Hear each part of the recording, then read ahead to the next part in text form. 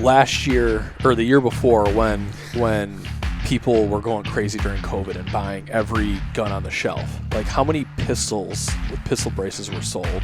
Oh yeah, we've had this conversation. That nobody, like, you know, the average dude who isn't like us in this room, who isn't tracking that pistol brace law, now are felons. Yep. Because they have no idea. Yeah, they have no clue. They don't even know they own a pistol. Yeah. They don't even like, know they own a pistol. I have a rifle. And, you know, they bought it from the local mom and pop shop, and it hasn't been out of the case since they bought it 2.5 years ago, and now they're felons. I talked about this on Fox News like a couple weeks ago.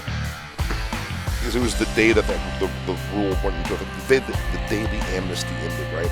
And what I said was, there's a lot of people out there, the majority of people out there own guns the way we own fire extinguishers, right? And unless you follow fire extinguisher like regulation, you're not aware that this has happened. You know, you're not aware. So I have no doubt there's a guy like driving back from the range right now with like a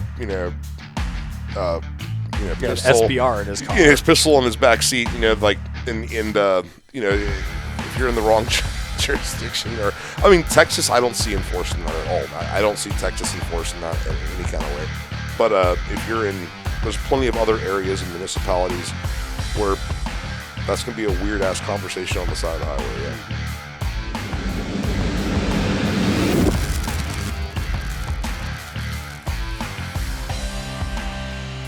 Dude, that saved me that much time. Can you send me that sure. that wizard? Yeah, like yesterday. Yeah. Yeah. I'll send it to you. Got Carlos doing it for you? Is he working on it? Yeah. Perfect. Yeah, I'll take care of him. Yeah, I'll get it to him. We're learning. We're evolving. It's a whole process. But congratulations on starting it. That's the first step on there is getting it out there and going. Well, I appreciate it, and like I think the biggest challenge for me was to kind of get over myself and just have fun and talk and have some fun with it, So it's been a while since we sit down and talked to you. We haven't actually sat down and talked. We had, what was it, right before Christmas? We recorded. That's a good idea. Yeah. Let me mute mine. Yeah. Too. I don't even have mine. Well, look at. I know. Don't you feel free? It's nice. And carry and worry. I felt we didn't have service on the lake on Sunday and at the river on Saturday. And I was like, I just put it on airplane mode so it didn't drain the battery. And I was like, wow, this is what it's like not to have a cell phone again. Dude, when I climb Kilimanjaro, it's like 9 days. That's going to be like without cell service. When are you going there? Next year. Oh, that's going to be weird. Have you been training? Not yet. I need to. Yeah. I mean, I got about a year. No, yeah, a year's plenty of time, man. And you're young, in pretty good shape, dude. So that year's more than enough time. But definitely run around the block a few times. Yeah, you should go to like Colorado. Yeah, we got to go to some high elevation places just to see how I do at altitude because I've never really been very high. So. Nice. Oh yes, you have. I'm just kidding. I don't know. I don't have any first-hand knowledge. That's gonna be a blast. Yeah, it's gonna be fun. Who are you going with? There's something with SOCAF, like they're getting like a group together. Yeah, so that's awesome. You'll be in good hands. Yeah, we're planning it all out. Like next in a couple weeks, we're having like the first initial like meeting for planning everything to figure out who all's going and all that and logistics. But it's gonna be like a 9-day, that's going up and coming back down. That's awesome, man. That's cool. And do you want to do the roll in or you want me to? Yeah, I'll hop on it. I'll roll in, you roll out. Sure. Cool. So, welcome to the Big Tex Ordnance podcast. This is the first episode of season 2. Appreciate y'all watching. We're sitting here with Mike Mihalski or Mike Mitubishi, as he's known on the internets, from Sons of Liberty Gunworks. We got Ian, Chris, myself, Ike. We're sitting here and just hanging out. And thanks for coming up today and spending some time with us. I always look forward to coming out and seeing you guys, man. Yeah, it's always. I almost live here now. How many classes we're doing? I think I might have gotten some mail from me here. You got a forwarding address? Yeah, I have a forwarding address here, man. Yeah, you're at the range at least almost every quarter, right? Yeah. Mm-hmm. I think, every quarter, or hell, about 5 times a year. I think we're doing 5 times a year, so you get a double dose in one of the quarters.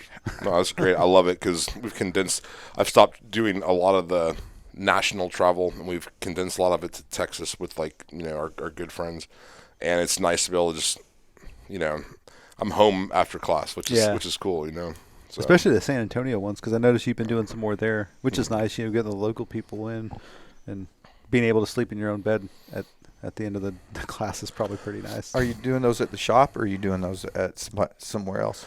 It depends. There's a range in town that we have a pretty good relationship with, and we do some there. And then I'm going to be doing some advanced 3-day classes at a different facility, RDI, in San Antonio. So Mission Ridge, RDI. And then I was going to talk to you about that. I mean, we have arranged to do some, if we ever wanted to do like an advanced 3-day that incorporates some of the diagnostics with live fire and stuff, that'd be kind of cool. Yeah, we'd definitely be up for that. I want to take that. I think I've sat in I think of maybe 2 or 3 of the basics, and I mean every time I learn something from that. But doing an advanced would be pretty legit. And with how many students have come through this location, there's plenty of people that have at least the prereqs to take the second class, man. I bet it would fill up like that. Yeah, because like now, I mean, after we've done, how many we've done over here, like there's a pretty good pool of people that have the prerequisites that you said. So you would probably not even have to offer that very long. You could probably just email the the prior class and be like, hey, y'all want in on this? And be done. We should look into that. Yeah, I'm totally up for that. Yeah. Should probably look into that before we air this episode. Yeah. We'll get it scheduled before. Coming soon. Half the class will be BTO employees. I've taken it twice. Like you said, it's a great class. Phenomenal class. I need to get in one. I haven't. Maybe I'll build the carry handle. There you go. I've got I'm building my 0304 or 0405 tour 26 or 20-inch M16. Nice. Out. We got some carry handles in, so I'm going to throw it on a Lone Star lower and dude, that's rad. Build out, get some tape and some 550 cord, and make me old school combat sling. Yeah, that's the stuff I enjoy working on. The guns we're doing now are awesome. Our standard production guns. Like, to me, that's the fun stuff, is getting retro, man. And then if you really want to go down the rabbit hole, like just making everything period correct, everything, like, even like the 550 cord, that was, just some of the different stuff I saw people use on guns. I was like, you could do it right, Yeah. There's a magazine that came out last year, right, or the beginning of the year, whatever the 20th anniversary of the invasion of Iraq. My buddy Dave over at Requa magazine. Yeah, he did a whole invasion of Iraq M16 build, and it looks really, really good and period accurate. And he was calling me up. He's like, "Hey, you got any DCU stuff left over?" I was like, "No, man, all that's gone. It's 20 years ago. It's been in the trash for a while." And he had to get an airsoft body for the PAC-2 to make the laser that looked like at least almost real, because you can't find a functioning PAC-2 now ever anywhere. And then dudes on the internet are like, that's not even period correct. And he's like, this is me in the picture in 2003 invasion of Iraq. This is me. This is exactly what I had. No, y'all didn't do it like that. Shut up, dude. You're right. It was all a dream. But it is cool. And we've had the conversation how, a lot of us that were in at that point in time are to the point where we want to clone that. We want to bring that stuff back. So that means Sons is dropping some carry handle uppers sometime soon, right? No pressure. Yeah, this is something I've really wanted to do. And to do it right, when you start to look at the fixturing and the tooling and getting the correct dies made and stuff for the forgings, the forgings made, to do it right, you'd have to run quantities of at least 10,000. Oh wow. So which is just a couple. Well, which is fine. I have no idea what the appetite of the market is, though. I would do it in a heartbeat if I thought that the interest and the appetite was there. Because I've seen some retro guns. I was trying to find a 733 clone for my costume for Lethal Weapons Texas, dude. Which, by the way, was one of the most fun times I've ever had with a gun in my life, man. It was amazing. and Gary Hughes had to lend me his. That's fantastic. Yeah, he shipped me his to get through my heat outfit. But I realized when I was looking to buy something like that, there's just really not a lot out there. I know Brownells did like that retro line, like they had the old 601s and a lot of the 602s, all the older guns, and I think they did well. But I would do it in a heartbeat. It's just that's a pretty big commitment when you don't really know what it's going to look like. That's a big commitment. Yeah, like there's people that want them, but you don't know, is that 500 or is that like 5,000 people? And that's the thing, and you can't use the internet as a gauge. The internet is absolutely the worst place to go to try to gather any kind of consensus on anything, right? Because it could feel like the demand is overwhelming, and it's easy for your brain to think that way because you're reading all the comments, right? But you've read 100 comments, and like 10 of those people, 5 of those people might actually buy something, and then now you have 9,995 left. It's like, that's everybody says they want one on the internet. Until it's time to swipe six it. I wonder how many yeet cannons actually got sold. I bought a yeet cannon. You have one, really? Yeah. Oh, you were the one? I'm just kidding. Yeah. do we still have some in stock? I think we I have. think we have 2 or 3 left. I need to call. I would love to find out that, because that was one of the most viral internet sensations ever, right? I would love to find out how many they actually sold, because if it was around 10,000, maybe I'll do it. That can't be a hard number to figure out, though. Where they messed up, though, was like these should have struck while the iron was hot and like immediately put out a yeet cannon. It took them some time to actually get it out, and then by then like it had already kind of died down. But like if they had taken pre-orders or had something ready to like release a non-refundable deposit, to kind of like, you're right, because we always thought it'd be fun to do like topical T-shirts, like T-shirts that while a meme was hot, if you could produce it in real time and get it out while that thing was like actually trending, that'd be kind of funny. But this few times we tried it, by the time you got stuff into production and did it right, like the joke was over. Yeah, and you're like, well, fuck. Like that was last week, bro. You've got to have the shirt press in the next room. Yeah, exactly. You have to have like real-time production capacity and then print to order. Yeah, that's what we figured out. And we're like, we're better gun makers than T-shirt makers. Sons of Liberty T-shirt lineup. Because we've talked about that with our T-shirts. Like a couple times, we're like, hey, what about this? I'm like, by the time you make the investment on the equipment and the time to learn how to do it and that learning curve, like I'm not there. I'd rather just give somebody a little bit extra money and get it. And y'all's stuff comes packaged. That's killer. Yeah, my buddy, one of my best friends, he owns a company called Industry Threadworks, and he is like an apparel genius, like where he looks at your stuff like, and it's almost like AI, man, and he can tell you exactly what your reorder needs to be by size, by color, blah blah blah, whatever, and it's just almost on automatic to where it's tailored every time, and you don't really have a ton of excess left over. I mean, that's getting it down to like a science. And our swag and our apparel does really well. I mean, I can't remember the last time I've been in an airport and not seen somebody with like a Sons of Liberty hat. And I sometimes I'll walk up to them and be like, "Hey, dude, that's awesome." And they're like, "Who the fuck are you, man?" I'm like, sorry, I apologize. But no, they do come bagged, pre-sized, whatever. They're nice. Yeah, I like that setup. Yeah, it's pretty cool. It's pretty cool. Y'all's swag game's on point, man. I have a whole collection of all y'all stickers. It's so good. How many stickers do we have now? I don't know. Probably close to 100. Yeah. I don't even know. There's some that we've never even released. Yeah. There's some art that is. I got some stickers in my head that I haven't even sent our sticker guy yet. That I need to. I think one of the coolest things, and this is very topical, we were sitting at TTPOA at the end of the table, and I'm sitting there, and I'm sitting next to Kyle, and he's got our penguin sticker on the back of his phone, and so his phone's just laying there, and I took a picture of it, and I sent it to the artist. I said, "Hey, check it out in the wild." He's like, "Oh, that's cool." It's even cooler that it's one of the owners of the company. He's like, "Fuck yeah, that is cool." No, y'all crushed it on that. But you gotta keep it fresh. Yeah, you gotta keep it it's fun. Brand awareness, right? We could go into a whole podcast episode on brand awareness.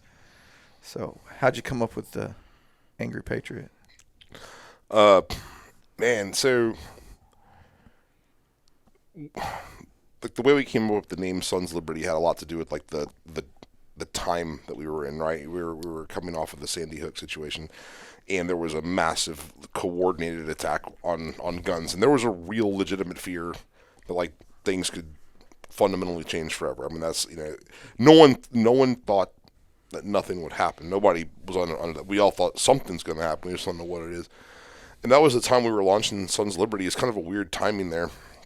And so I was responding more to the current climate. That's when I first started noticing, like, back then it was called political correctness. It wasn't cancel culture yet. It wasn't woke. It was political correctness, and that was starting to change like the conversation of the country. They were starting to change the deliberate language of how people spoke. You know, certain words that were acceptable last month, you know, are no longer acceptable. The way you would, you know, like normal jargon and phrases for whatever reason felt like overnight. You know, that it was a weird. I thought it was a weird time. So, considering the mindset that we were in that time, Sons of Liberty resonated for what they stood for, what they stood against, and just kind of like the overall concept. And I mean, if you're going to start an arms company, like the militant side of the founders, felt pretty appropriate. And that was how we picked the name, and then we obviously framing that with a logo that I think kind of spoke to it. Now, here's the funny thing. There's no way in like 2013 when we're like starting to sketch shit on napkins, there's no way we could have pictured where we would be today.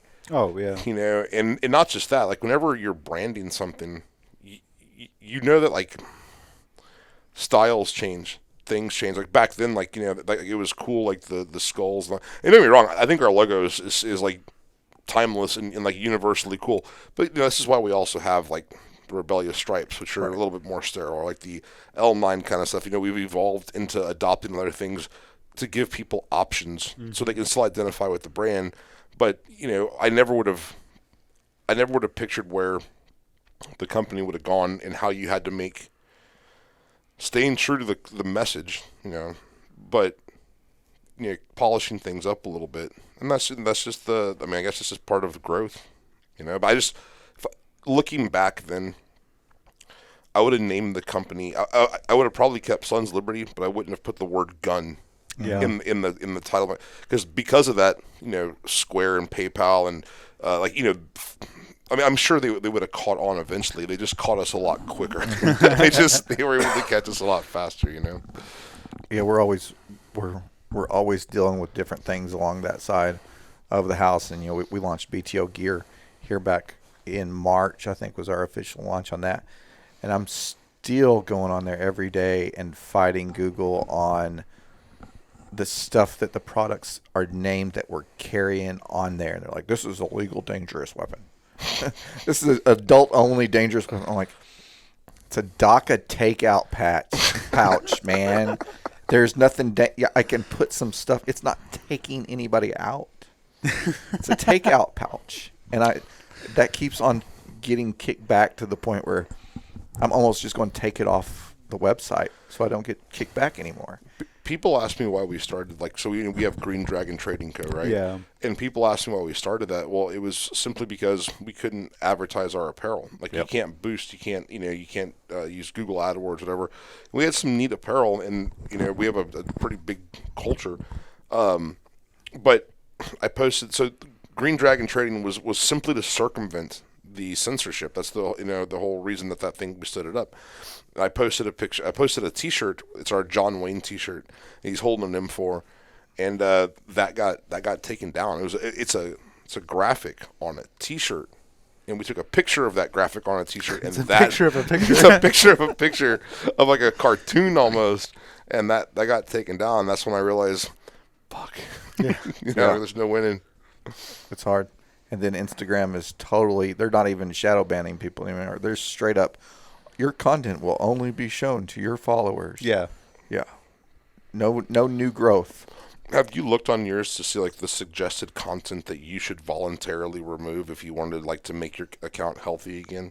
because you can. Like I look at it every day, and you can go to your settings. And you can look at your account status, and they'll tell you, like, suggested stuff, but they stuff that they suggest you remove. Yeah. So as an experiment, one time there was like 5 pictures, and they were old. These were already posted, had played out, whatever. And I was like, okay, let's see if it works. And I removed all 5. Okay. Like the next day, I looked on there, and there was 5 more. And so I realized, okay, I'll delete your entire account. Yeah. So at that point, I was like, okay, I'm not ever doing that again. And I did the experiment, and I realized that there's nothing that we post that is going to satisfy. You remember when our account got taken down for like a week? Yeah. So our account got taken down, and we had a fan at Instagram that. Oh, wow. Yeah, so we had a fan at Instagram that was able to help accelerate our appeal, okay? And what was crazy about this, the way he explained it to me, our account was taken down like in the office, like in like Bangladesh, okay? And the appeal had to go through the office in Ireland to get restored because the Bangladesh office flagged us as a terrorist organization. But that's actually how it works. I mean that is the you're talking about a global. There's an algorithm searching for stuff that's being interpreted by somebody that doesn't understand your culture at all. Yeah. Or or the segment of your culture in which you are, and then to appeal that luckily the Irish had sympathy on me. IRA's like. Yeah. Cheers, fellas. Cheers, Patty. So yeah. That's how it works. And I remember I had talked to a few friends about this. The way the language that they use on that is that the office that owns that policy is in this country, and that's how they talk. Like there is some other third party entity that owns that particular policy. I think that's how they might get around certain litigation and stuff, because you know how like Mark Zuckerberg says really smugly, like, well, that wasn't us, that was a third party fact checker. Yeah, dude, like that would not have existed without you. That's only purpose in life is to service your company. Yeah. So I think that's how they get around some of that stuff. Sons of bitches. Well, all our some of the stuff that we use for fraud, to catch fraud orders, they're based in like Sri Lanka or Bangladesh, and so like we'll go in and hit stuff and like trying to get them to fix stuff. That you get like a 24-hour turnaround, but like these guys are on it. So it's all about who you can farm it out to for $3.75 an hour when it comes to that stuff. Yeah. So. You got it. You got a question? You got it. This is your first time to sit down and talk to I know. Mike. Wait, because I wasn't at the podcast with him. Well, it's finally a pleasure. I mean, we've chatted multiple times. You have blasters all over the country. Do you have blasters across the country, across the pond, anywhere? Well, pretty sure we do. What's your favorite place that you can say that you have a blaster at? That you can say.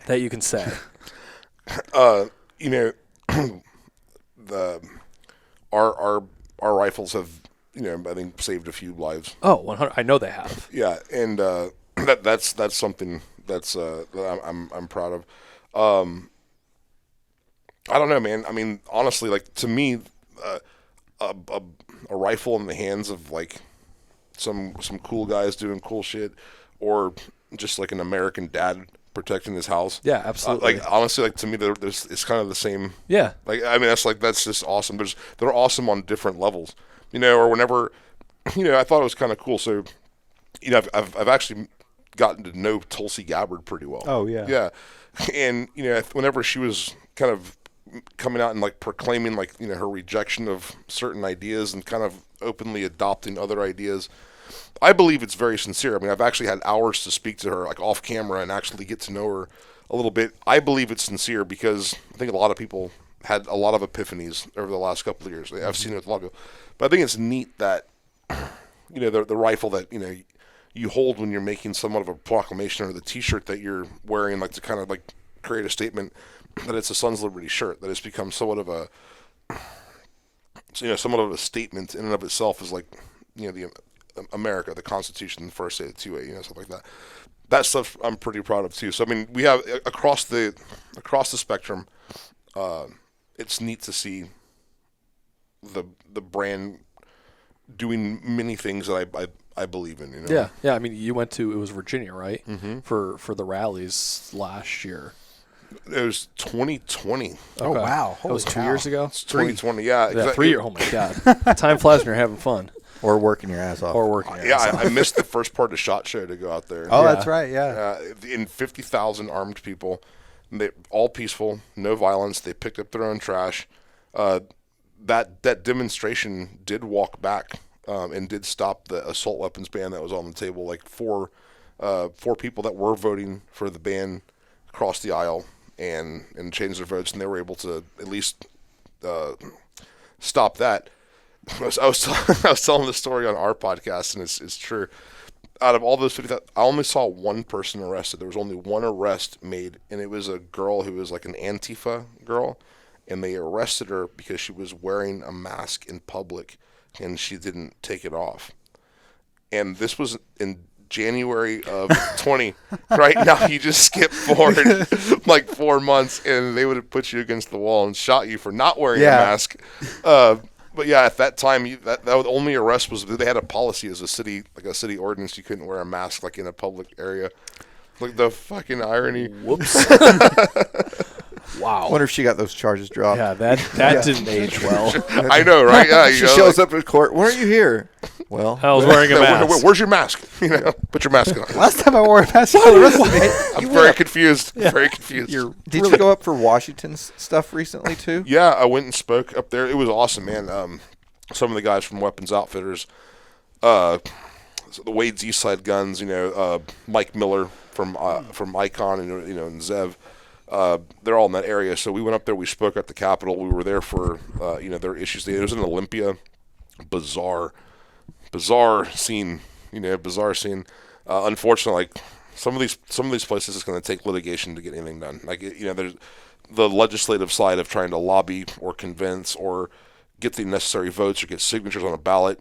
I don't have any more confidence in that. It's going to have to be legislation. I'm not sorry, litigation. Mm-hmm. It's going to have to be litigation. Lawsuits. Lawsuits. Yep. So that's the unfortunate nature of that. Now, hopefully, Bruin is a really big deal, and if they can revisit some of these cases or bring new suits now that Bruin's been ruled, so that's pretty compelling stuff. It'd be interesting to see how that plays out. That's why it's important to Second Amendment Foundation, GOA, FPC, and then hopefully if the NRA could ever rebrand a little bit, maybe get some new leadership. If we could get the power of the NRA and the base that they have, but get the leadership like FPC or SAF or whatever.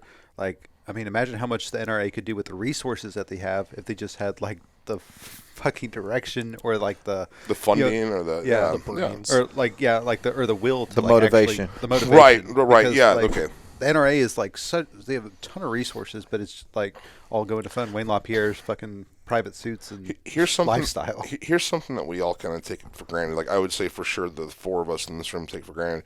Y'all have to remember we are and the people listening to your podcast, y'all guys, we are the super gun owners. We are I'm not going to say fanatics, but we're on the top 0.001% of the gun owning public, right?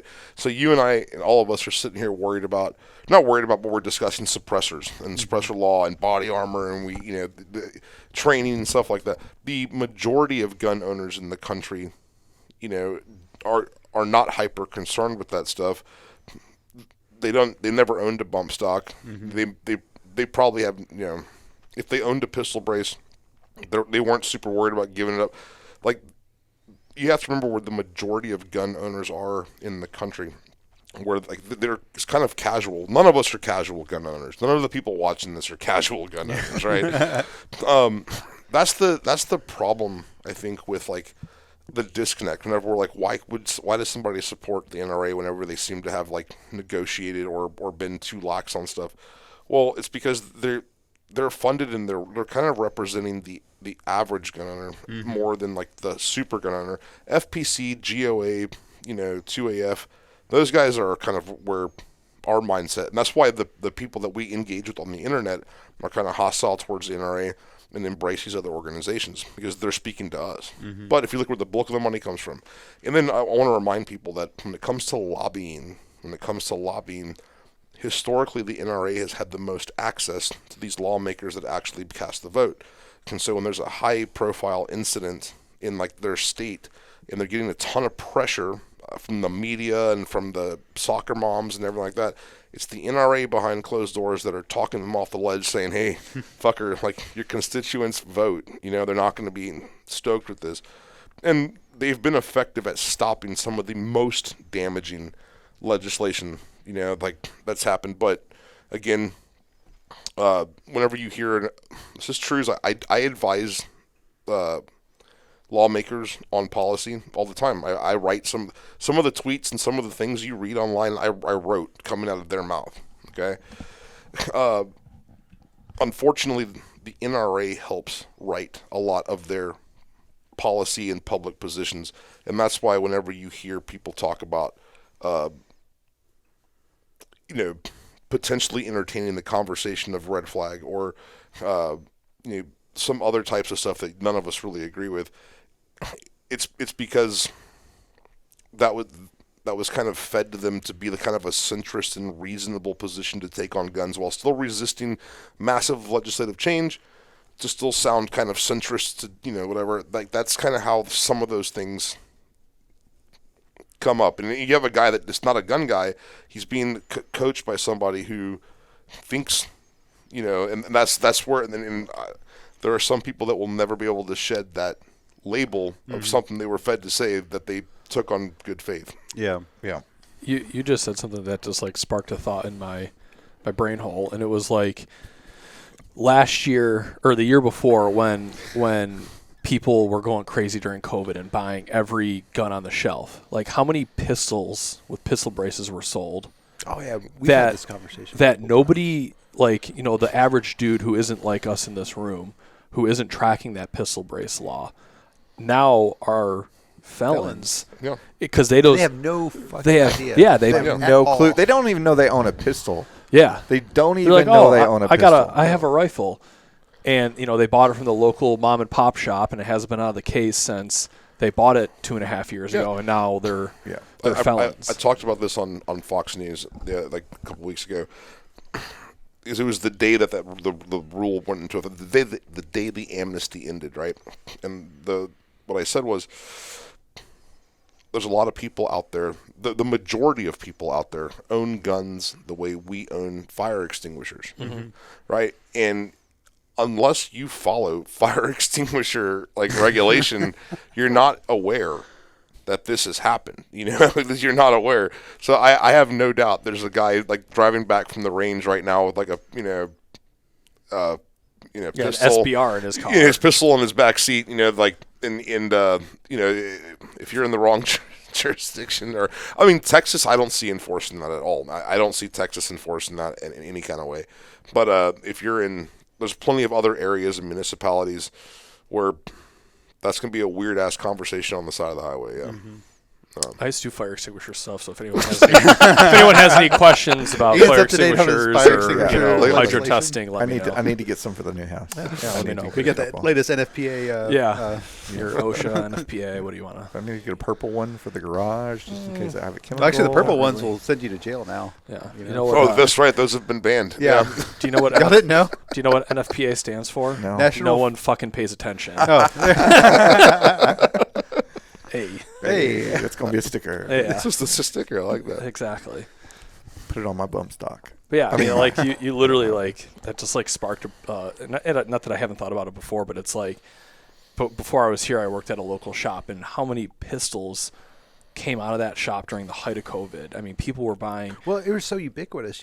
Everybody had a pistol. Exactly. Major manufacturers. How many did SIG crank out? How many did Remington had bolt action PSA pistols. It wasn't just ARs. That was the thing. It wasn't just ARs. There was a lot of firearms that incorporated a pistol brace. It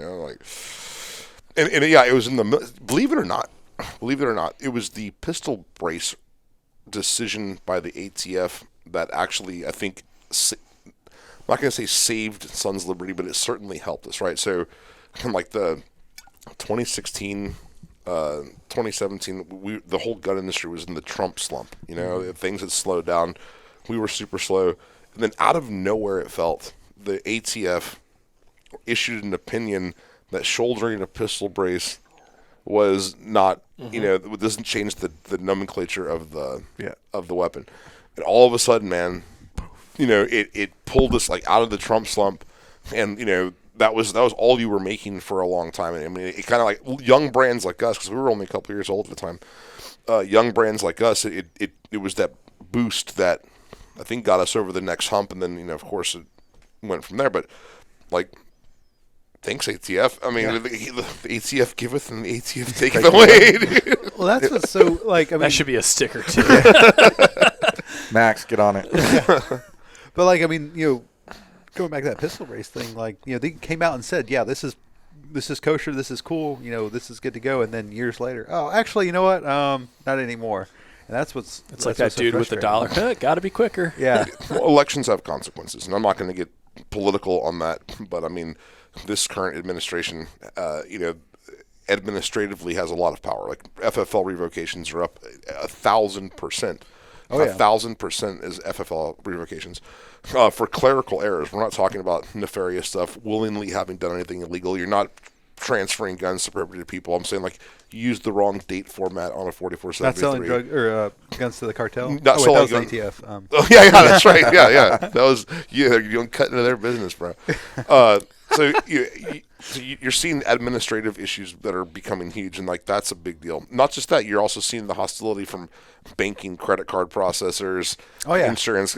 How often do your credit card transactions get flagged as fraud? Yeah. Happens to us all the time. Even just finding credit merchants or like credit card processors that will do business with a high risk businesses. I think there's like two options. There's only a couple, and then we pay Red Dog or what was it? Blue Dog. Blue Dog. Yeah. Blue Dog. Yeah, one of those fuckers. And then we have to pay higher fees too. It's not like we pay a surcharge on top of that just for the ability to run credit cards. Yeah. And not to mention, like, there's a ton of like trying to get like a loan or like a business financing. A lot of these companies won't even touch it.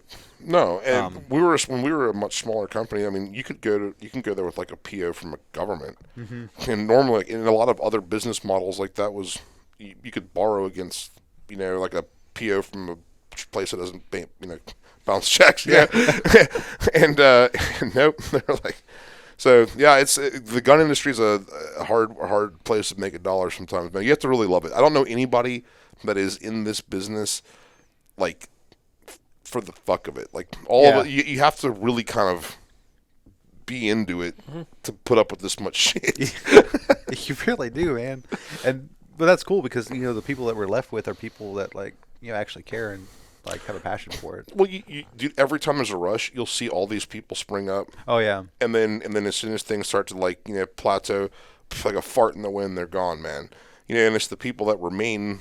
And this is usually these are the legacy brands. These are the companies like yours and that are going to grow and be, I think, very big, because you actually give a shit. You have a reputation for giving a shit because you actually like your customers and you like guns. This isn't like it's a gold rush. I know people that got into medical, personal protection, the face mask, what do they call it? PPE or something like the PPF. Yeah, I know a lot of people that stood up hand sanitizer companies. Oh yeah, and then they got out. Well, that's the same thing with guns. When there's a gun rush, people jump in, try to capitalize on that, and then they're gone. Yeah, we're going to see a lot of people go off the board here in the next 10 to 18 months if it stays slow. No, I think so too. And I want to remind people that sometimes, like the people that pop up to take advantage of that rush, like they're not like. Remember the guys that are in the trenches. Remember the dudes that are kind of that are really here, that are really in this space. So you brought a case with you. Yes. We'll get up on topic here a little bit more. So that was the intro. That was the intro. That was the segment one. If you got some new stuff coming. And the exciting part, a lot of new stuff. Yeah. And the exciting part is now that Tool Time is available, that y'all can start developing products that y'all have wanted to for a while. So tell us a little bit about what's coming up. Yeah, so we've had ideas that have been engineered, that have been ready to go, that we've had prototypes for years, and that are sitting there. And whenever there's a rush, like you said, there's no machine time, there's no materials, and you're struggling to meet demand, so like there's no time to breathe, right? Whenever things slow down a little bit and normalize, that's whenever you can start bringing out the new stuff, and it's really cool to see some of the stuff that we're working on.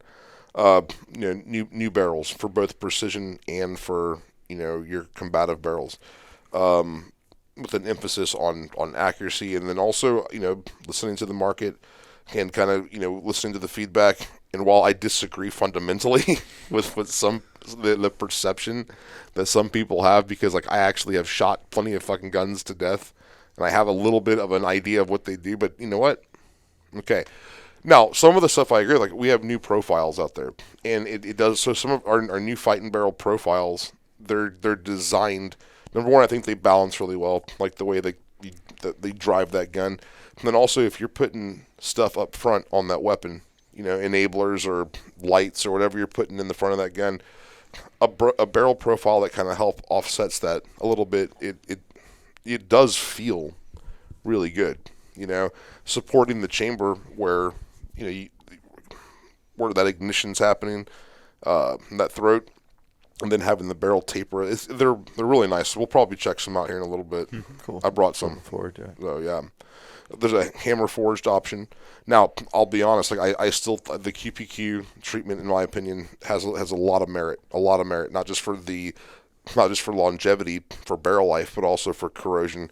And we've seen that it really does make a difference. So like that stuff I believe in. And plus I think some of the accuracy results that we're getting, and those will speak for themselves. But on the precision side, these are the precision barrels, which is a separate SKU. They're by far the most accurate barrels we've ever put out, ever. It's insane. And we're also adopting a little bit more of the shootability. So of course reliability never changes, but you want to increase shootability. So like on some of these barrels that are built for that, lowering gas ports a little bit. Now granted, like on the precision barrels that we're making, I'll tell people you're going to have to use a slightly different buffer formula. Like this is not an apocalypse gun. It's like, but if you, in this particular role, how you're using it, the thing feels like a pellet gun. I mean, there's absolutely no movement. Then you pair that with our M89 or L89 rail that's so rigid, and now you have a very, very accurate, reliable, shootable gun that has virtually no shift, no matter how much you're loading into a barricade or a bipod, and the results are quite impressive. And we have enough of these things out in the world with world-class shooters, and the feedback we're getting is like, okay, this is the evolution, and you can't argue with the results. Like, I'm very excited to start publishing what we're doing because you can't argue with math. Science.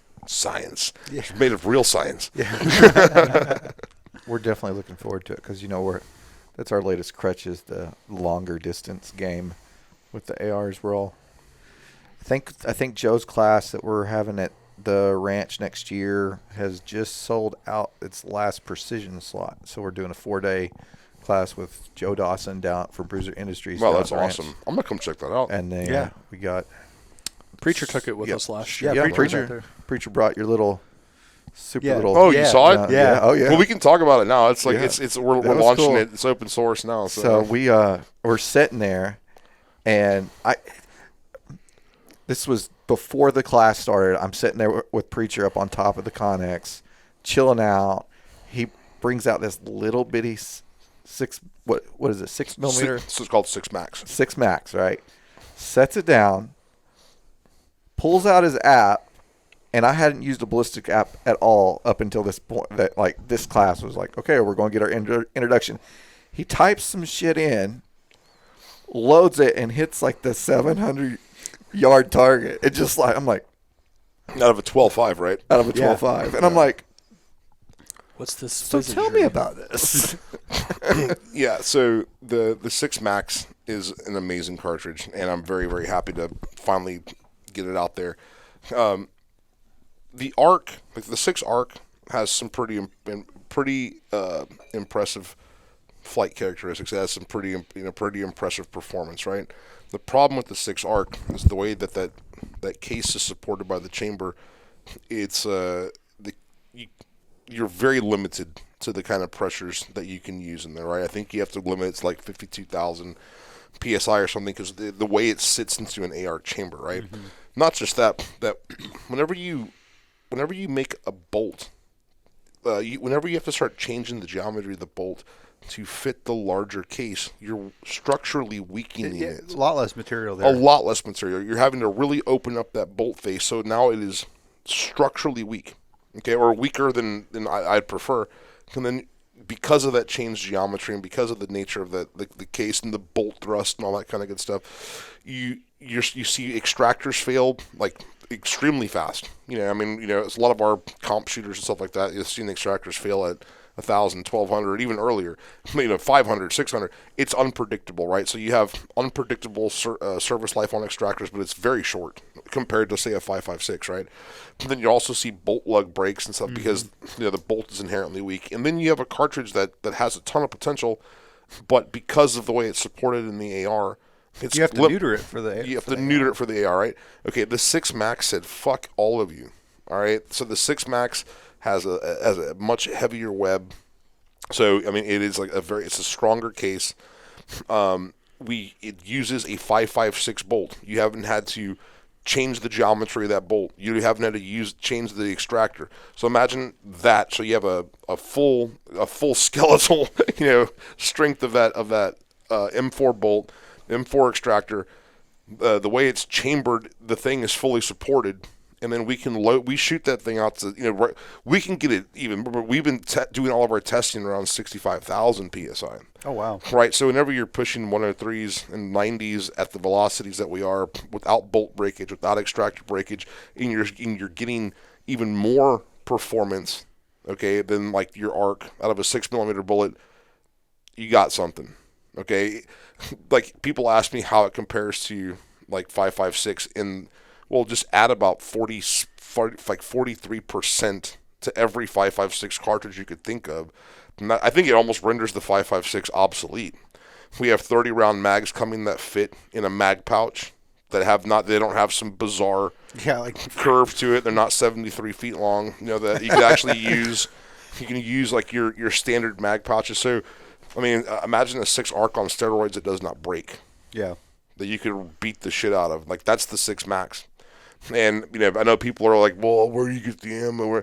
We're producing right now, like introductory before we even launch, our capacity is 10,000 rounds a day of match ammo. Oh, wow. Of match. I'm talking true match ammo. Not, if you're not shooting way under sub-minute with this stuff, then you have Parkinson's or something, man. I mean, that's not on me, Is that anything against you? No. If you have Parkinson's, shoot away. No, I didn't. Jeez. Anyways, so there's some of the politically correct. Anyways, so no, and then of course, we Clark Cornett in-house. We're chambering our own barrels. We chamber all that stuff. We're using probably like the best blanks you can get, and then they're chambered in here by guys that like came from the bench rest world. That's a whole different group of people. When it comes like using 50 millionth indicators, and like when you're looking at like what we have found for accuracy, and I've learned a lot. I should say I've refined a lot of how I thought about some of this stuff in the last year. I think one of the greatest indications of accuracy for a barrel is your bore diameter consistency from the chamber to the muzzle, right? And what you see sometimes is that like if it is truly consistent from the chamber and consistent diameter and then concentric to the center all the way through, I think that is your greatest indicator of whether or not a barrel is going to be truly accurate. If it starts out wider and then like gets narrow towards the bore, that's probably the second least bad option. But where you see a lot of barrels fail or I shouldn't say fail, but wherever you see accuracy issues is what happens when you see tromboning, where the bore diameter starts out a little bit tighter and then kind of trombones towards the end. Well, without air gauging and without like specific pin gauges to check the diameter all the way through, you can't visually inspect that, you know. So imagine starting out like with number one, bore consistency, and then concentricity, and then chambered like that true, then feeding it an inherently more accurate round. I mean, like if you look at the way the angles of the shoulder are, I mean, this is an inherently precise cartridge that has that kind of performance on it. It's going to wreck shit.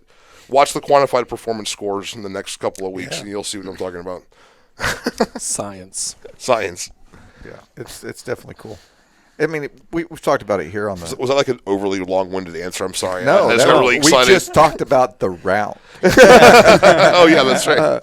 And we've got guys. I posted up a comment and a picture of you on our Facebook group, so I got some more questions coming in from the crew here. But like we've talked about this before. I think we talked about it. I don't know if we talked about it on the last podcast with you, but I know we've talked about it in here. You know, it was hard to get an AR, or you had to. I wouldn't say hard. 15 years ago, if you bought a rifle, it was probably not sub-MOA. It was probably 1 to 2, right, off the shelf. Now you're getting stuff with ammo, manufacturing, specs, you know, not using mil-spec, but using better than, right? Absolutely. You're getting barrels, like it's normal to get a good quality, say, Sons of Liberty rifle that is MOA or sub-MOA. The stuff that we're doing right now currently is remarkable. I mean, don't get me wrong. We never built like we didn't get to where we're at because we didn't build good guns. You know, I mean, like you know, I'm just saying that I'm seeing some areas in at least in specific purpose-built applications where you can really hone it in. Right now, this rifle isn't for everybody. I mean, I don't think that like a 6 Max, you know, chambered, you know, or built with the kind of the barrel profiles and stuff we're using for a precision rifle is the rifle you want to defend your house. I'm still reaching for my, you know, Sage gun, dude. Yeah. You know what I mean? Like it's like that's a more appropriate rifle for that application. I'm saying that whenever you get into some of the specialty stuff though, and you really hone it in, it's amazing what you can get it to do. And you can get it like that across the board. It's pretty neat. When does the AK Sons of Liberty come out? I think that people want to know. Dude, do y'all know how close we came to having a Sons Liberty AK? Very close. It would sell. You would probably sell a lot of them. Every time you post a picture of an AK, I think you break the internet.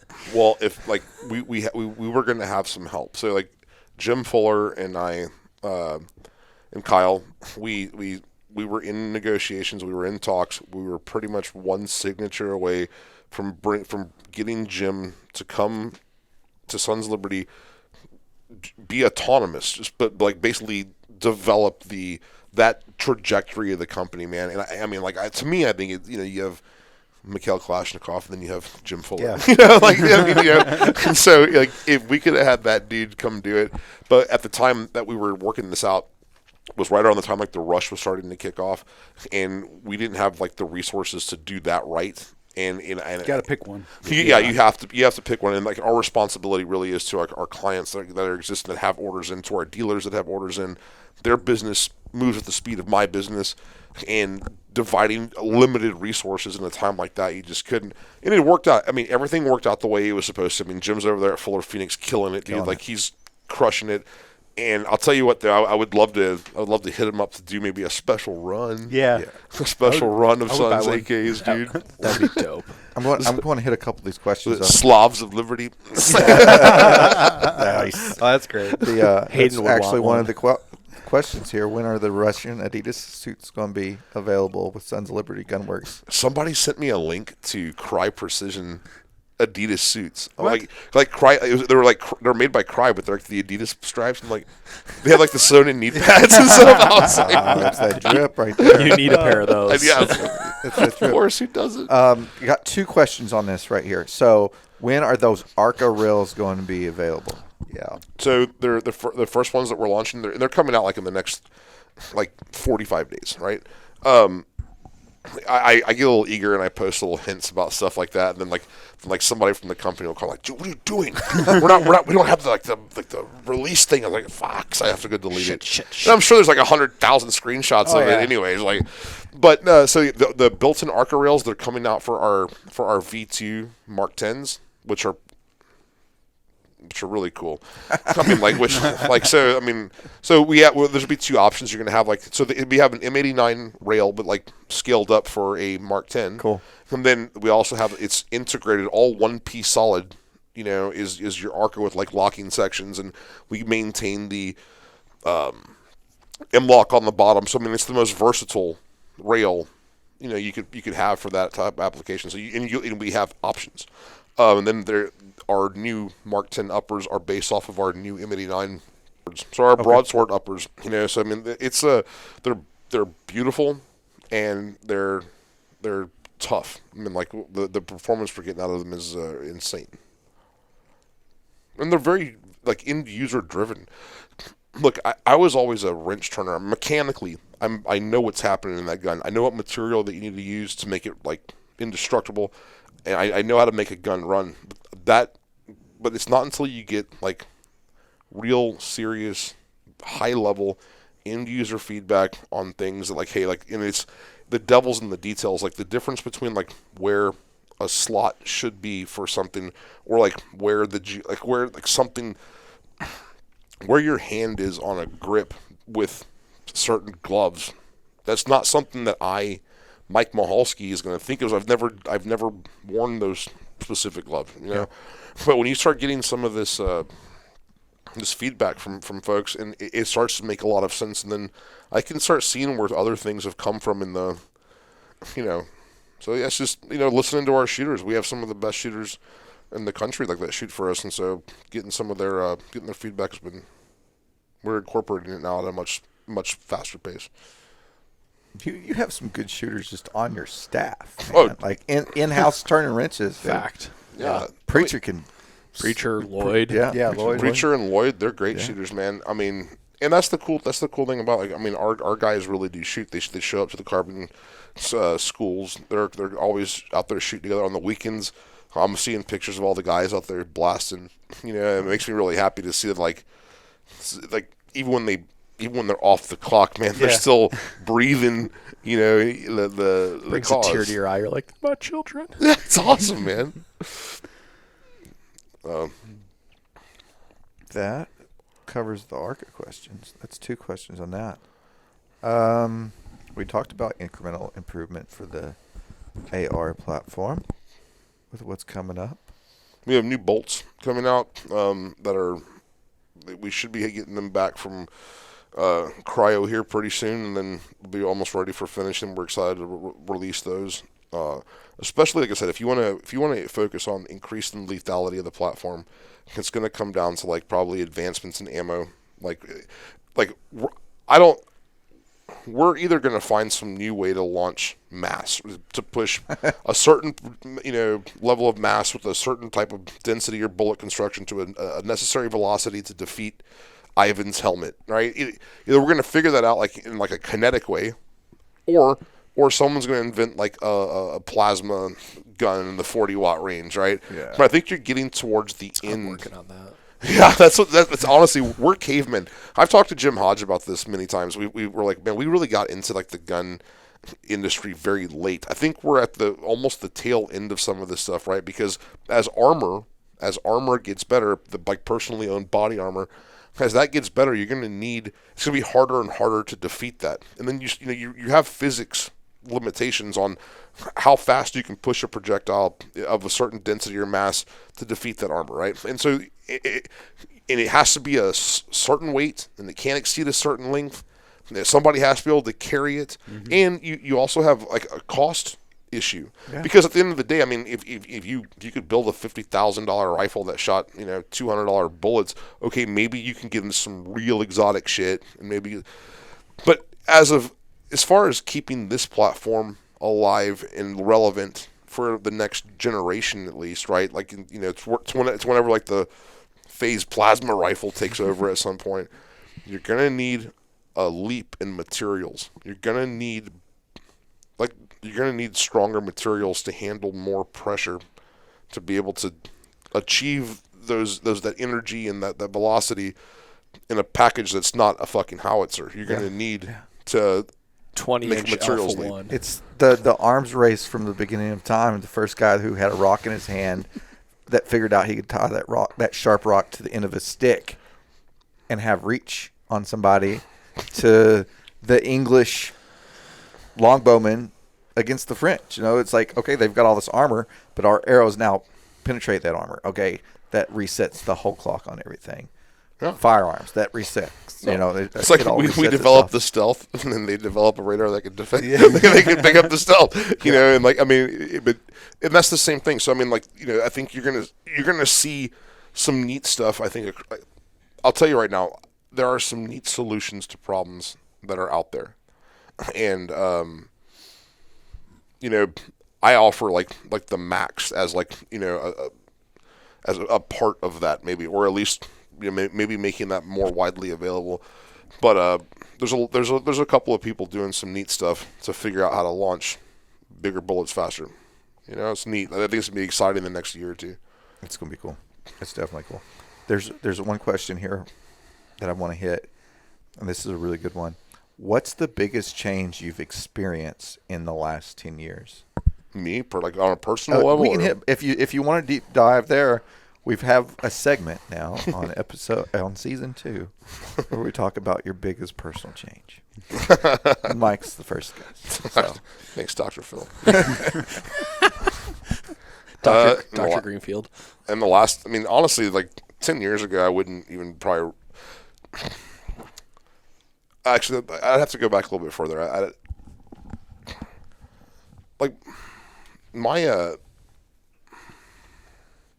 tell you what, becoming a father, okay, has a profound impact on your worldview and just how just your increments of time too. Because I was a gambler and a pool player. I would travel the country with like a nomad, just paying bar tabs with a pool cue, man. That was my I was kind of a wanderer. You live for the next 5 minutes. That's how I lived for many years of my life, was with 5 minutes ahead. Whenever you have kids, you start looking at things in years and decades and generations. You start that is a fundamental change. I think once I started making a little bit of money, it changes the way you see the time value of money. And I wish I would have made better financial decisions when I was younger. I wish now you're starting to realize the time value of it, and saving. I don't really drink anymore. That's been a level of clarity that, to be fair, I'm not sure I could have built Sons Liberty completely sober. Those first few years, I happened to get pretty drunk with a lot of the right people, made a lot of really good friends that become very good allies, and then sitting there and drinking a beer and arguing with the dumbest people on the internet about specs.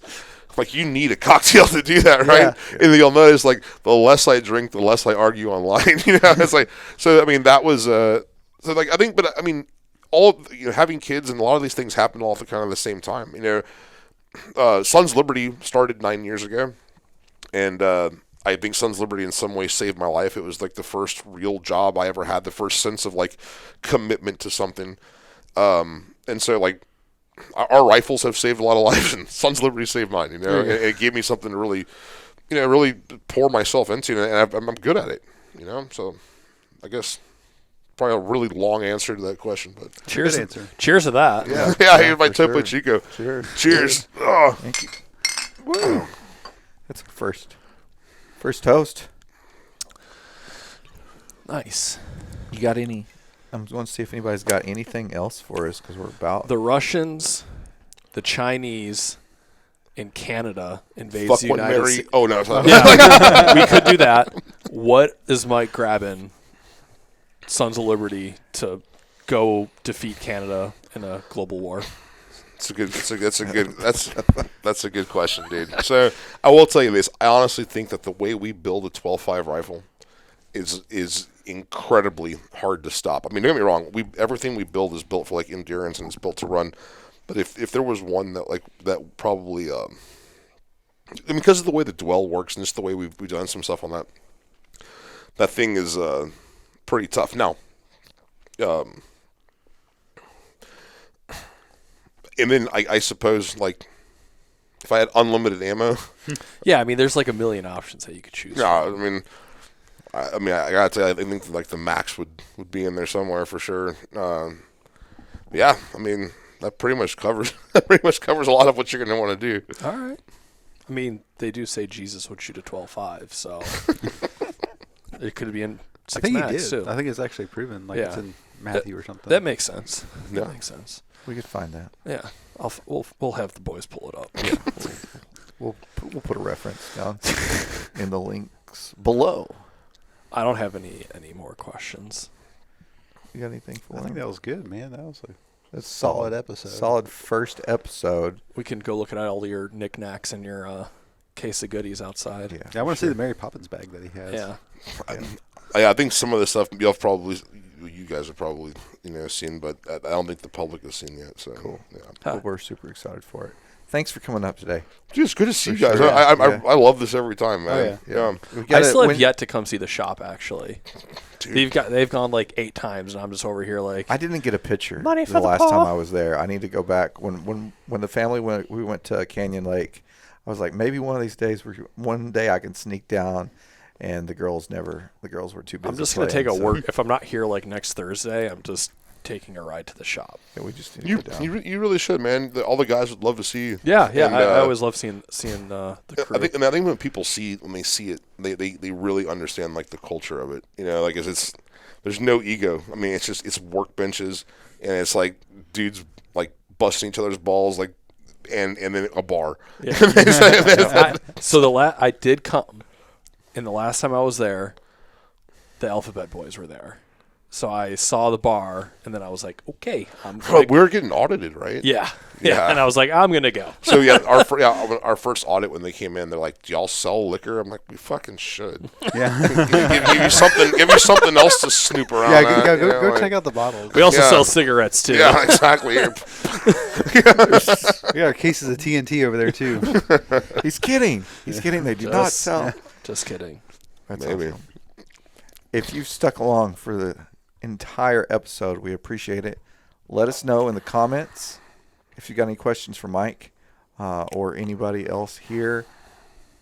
We need you to follow us on TikTok, Instagram, Facebook, Twitter, YouTube, all the things. Like and subscribe to the podcast wherever you're listening or watching this at. And very important, subscribe to our email list. That's probably the most important thing because out of all those channels, that's the only thing we actually own. Yeah.